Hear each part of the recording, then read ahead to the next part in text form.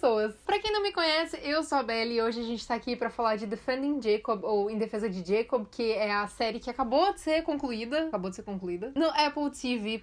Se você é novo por aqui, aproveita e se inscreve aí embaixo, seja muito bem-vindo, você vai encontrar aqui no canal vídeos sobre tudo que é tipo de séries, então eu tenho certeza que você vai gostar, ativa o sininho pra não receber as notificações dos vídeos novos. Toda segunda-feira tá saindo vídeo de Expresso da Manhã, dos episódios que vão saindo, e também temos vídeos na terça e na quinta. E também lá no Instagram eu posto fotos de looks inspirados em personagens de série, então acho que você vai gostar das coisas que eu faço por lá. Também tem templates, wallpapers, enfim. Lembrando que esse vídeo é um vídeo no início, sem spoilers. Eu vou dar aí o meu parecer do que eu achei da série. Caso você ainda não tenha assistido, por enquanto você pode assistir o vídeo. E eu vou avisar quando começarem os spoilers, quando eu for falar do livro, né? Porque o livro gerou essa série aí, né? Essa série é uma adaptação de um livro. E no livro as coisas são um pouco diferentes, então eu vou aí debater um pouco sobre esse final aí, que tanta gente ficou com uma opinião dividida, e também eu vou falar sobre como as coisas rolaram no livro. Então quando chegar a zona de spoilers eu vou avisar, tá bom? Essa série do Apple TV Plus, ela foi composta de 8 episódios, é uma série fechada, ela teve seu encerramento, ela não vai ter uma segunda temporada, ela foi tratada como minissérie, inclusive o último episódio foi series final, então não vai ter uma sequência, e os episódios variavam de 45 minutos a 1 hora cada. É uma série com elenco de peso, que conta com o Chris Evans, com o Jaden Martell, que faz o Bill em It, e também com o J.K. Simmons. Se vocês não lembraram dele, ele faz o Whiplash, e inclusive ele é um ator incrível. E a série conta a história de um promotor público encarregado de um caso de um assassinato de um garoto próximo a uma escola, e daí ele começa aí, né, a conduzir a investigação até que o filho dele se torna o principal suspeito do crime, e daí o mundo dele vira de cabeça pra baixo e começa essa luta aí pra querer defender o próprio filho e descobrir quem foi o verdadeiro criminoso, enfim. Cara, fazia tempo que eu não me prendia tanto assim numa série de investigação. Eu fiquei com os olhos grudados na tela e eu não via os episódios passar. Foi tão intenso, tão bem construído, com atuações tão genuínas, eu acho que eu só consigo tecer elogios à série. Os personagens são extremamente bem trabalhados, as emoções, as reações, foi tudo extremamente bem dirigido. Foi muito bem construído e nos conta uma história com tanta verdade que às vezes a gente se questionava se ela não era uma história que estava acontecendo na realidade mesmo. O Chris Evans e o Jaden Martell são, assim, um caso à parte, eles são sensacionais. Eu fiquei impressionada com a atuação dos dois, e a Michelle Dockery, ela faz a Laurie, né, que é a mãe do Jacob, ela é conhecida por Downton Abbey, e ela também teve um trabalho incrível. A dúvida dela com relação ao filho foi uma coisa tão forte, e era tão angustiante ver aquela personagem, assim, sensacional. A série é construída numa atmosfera bem densa, a fotografia e as cores remetem àquelas séries europeias que eu adoro, e é tudo muito escuro, a casa deles é muito escura, o tempo assim tá sempre úmido, ela nos passa assim aquela sensação de tristeza, de dúvida, da sombra que tá aí pairando sobre essa família. Para pra pensar, o seu filho é acusado de um assassinato e ele é um forte suspeito pra realmente ter cometido esse crime. Como você vai se sentir? Como você vai agir? Como você vai lidar com essa situação? Você vai acreditar no seu filho que diz que é inocente, ou você vai acreditar em evidências que apontam que ele pode ser o culpado? Então, além de ser uma série investigativa, é uma série familiar. É uma série que fala sobre até onde os pais podem ir pelos seus filhos, é uma série que fala sobre saúde mental, sobre como uma família pode ser atingida em meio a um julgamento, podendo o réu até ser inocente, mas a opinião pública não perdoa isso, porque as pessoas agem com raiva até mesmo quando o réu ainda está sendo julgado, quando não saiu a sentença. E falando de vida real, isso acontece com muitos acusados. Imagina,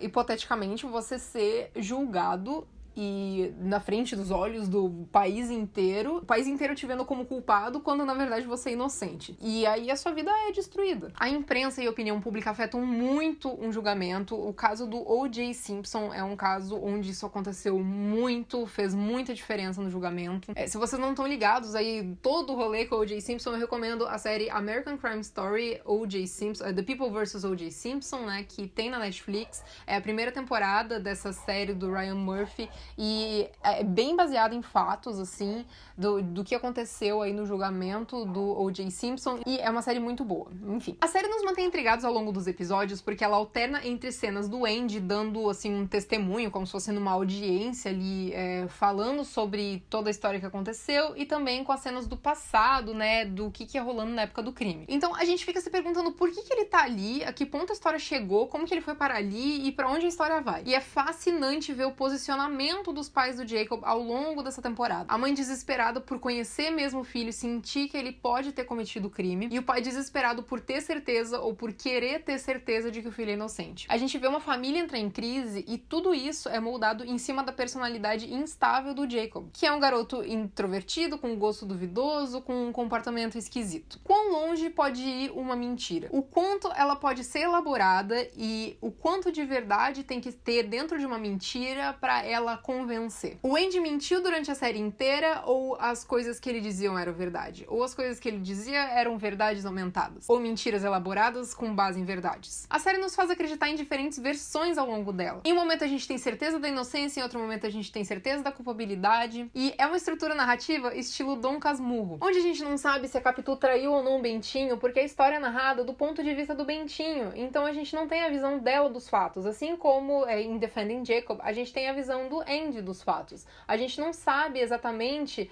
a visão completa do Jacob. São partes da história que, pra nós, como público, ficam ocultos, porque a gente não tem a visão dele. E agora que a gente vai começar a nossa zona de spoilers, então se você ainda não viu a série, corre lá pra ver, eu tenho certeza que você não vai se arrepender, e volta aqui pra gente debater esse final que é tão interessante, nos traz tanta discussão, e que muita gente não gostou, mas eu discordo, porque eu acho que o final foi sensacional. Entrando na nossa spoiler zone, agora, a melhor cena da série é aquela cena ali pro fim da série, onde tá a Lori e o Jacob dentro do carro, e ela tá acelerando sem parar, ele tá desesperado com medo de morrer, e a cena fica alternando entre os dois, entre o desespero dele, entre o surto dela, entre o velocímetro do carro. E assim, é uma cena com uma tensão lá no teto. Os atores, assim, estavam no seu supra-sumo da atuação, foi sensacional. E assim, o Jacob, mesmo com muito medo de morrer, ele tava negando ainda que ele tinha matado, e em determinado momento ele falou, tá mãe, se você quer tanto ouvir isso, eu matei, mas depois ele voltou a negar, porque ele falou isso querendo ver se a mãe diminuía a velocidade, se a mãe parava de acelerar,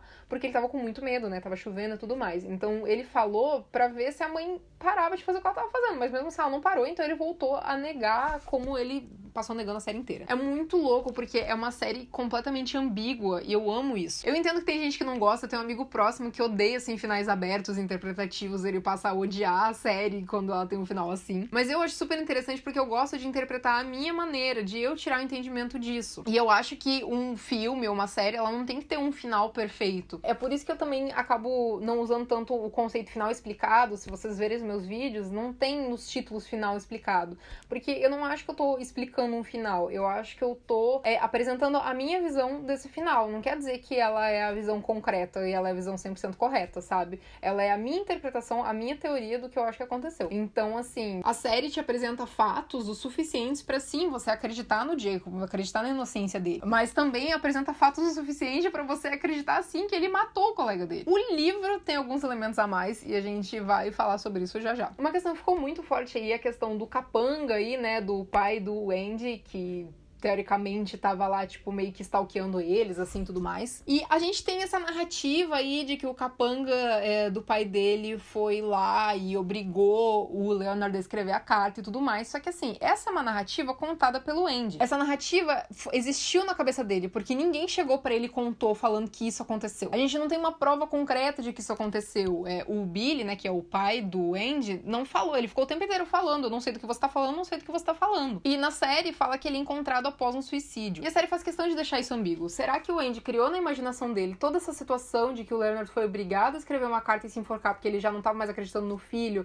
e daí ele viu que realmente quem matou foi o filho, e daí ele criou na cabeça dele isso de que o Leonard foi obrigado a assumir? Ou será que o Leonard realmente escreveu a carta e se matou, e ele criou na cabeça dele toda essa narrativa? O Matt, que é aquele garoto, né, que era meio estranho e tudo mais, que tinha um comportamento meio rebelde, ele falou que o Leonard tinha o Ben como um alvo. O Leonard tinha fotos do Ben no celular. Não sei se vocês lembram, mas lá no episódio 1 ou 2 tem uma cena do Leonard apagando as fotos do Ben no celular dele. E fotos assim, tipo, tiradas na rua, ou seja, ele tava stalkeando o Ben. Mas nenhuma faca que o Leonard tinha era similar à faca do crime. Teria ele jogado fora a faca se ele fosse o real culpado? Então essa é a maior questão da série. O Leonard realmente foi morto pelo capanga do pai do Andy e teve toda aquela cena que a gente vê na visão do Andy? ou o Leonard realmente matou o Ben, escreveu a carta e se suicidou. Porque a visão que a gente tem da série é a visão que o Andy está acreditando no momento. Então, inclusive, tem cenas que acontecem mais de uma vez na série que o Andy muda a sua visão daquela cena. E o Matt, né, desapareceu aí no momento de dar o depoimento, a gente não soube mais dele, então, assim, a gente não sabe o que aconteceu realmente com o Leonard. Se, de repente, o Matt conversou com o Leonard antes dele ir lá pra Flórida, né, que ele foi meio que se esconder lá e tudo mais. A gente não sabe se, de repente, ele não conversou com o Leonard e daí o Leonard se matou por causa disso, enfim, porque o Matt sabia que o Leonard tinha aí uma fissura pelo Ben. Antes, eu mencionei a questão do O.J. Simpson, porque eu acredito que seja um caso muito similar. O próprio ator que interpretou o O.J., ele falou que em vários momentos ele achava que o O.J. era culpado, em vários ele achava que era inocente, então ele não sabia bem o que concluir. Inclusive, o O.J. escreveu depois um livro dizendo como ele teria cometido o crime se tivesse sido ele que tivesse cometido. Sim, a total sangue frio mesmo.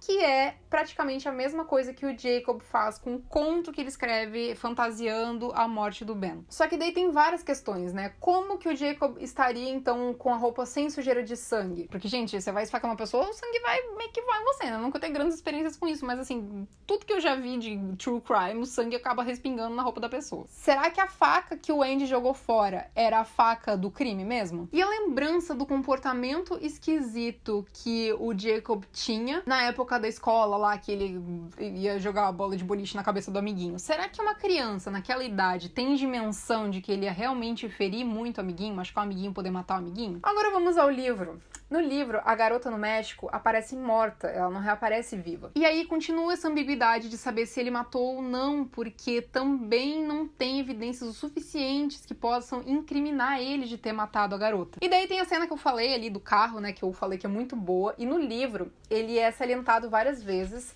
que o Jacob não usa o cinto, sabe? Tipo, a mãe constantemente lembra ele de usar o cinto e tudo mais, só que nesse dia ela não lembrou ele de usar o cinto e ela tirou o cinto dela enquanto ela tava acelerando. Então, assim, ela meio que tinha intenção de matar os dois. E no livro, o Jacob morre de fato. Então a mãe sobrevive e ela fica pra sempre com esse sentimento de dúvida, sem saber se ela matou o filho que era inocente ou que era culpado. Imagina o peso que essa pessoa vai carregar pro resto da vida. É como se, no momento que ela decidiu acelerar e tentar matar os dois, ela sentisse que ele tinha matado as duas pessoas e ele tava se livrando dos crimes que ele cometia e que ele ia cometer outros crimes, como se virasse um serial killer mesmo.